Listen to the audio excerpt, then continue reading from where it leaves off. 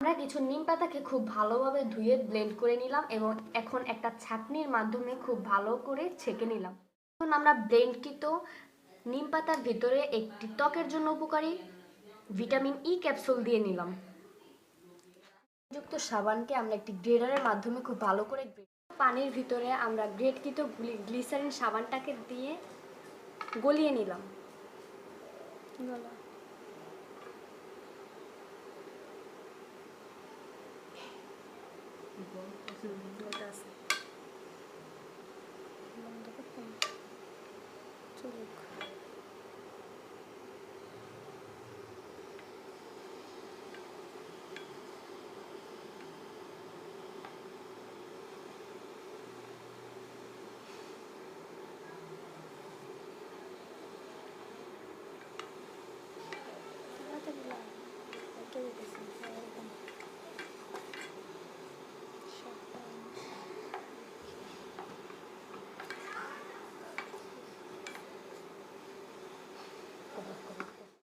সাবানটাকে সম্পূর্ণ গলিত গ্লিসারিন সাবানের ভিতরে আমরা ব্লেন্ডকৃত নিম পাতা ঢেলে মিক্স করে নিলাম।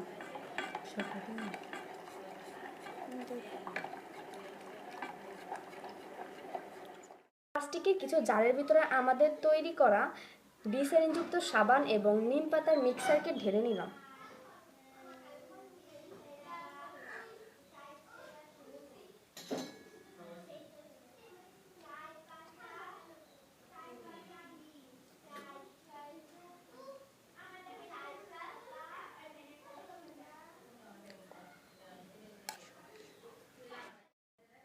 এখন আমরা আমাদের এই সাবানগুলোকে রুম টেম্পারেচারে 4 ঘন্টা পরে আমরা প্লাস্টিকের ক্যাপ থেকে আমাদের সাবানগুলোকে খুলে নিচ্ছি।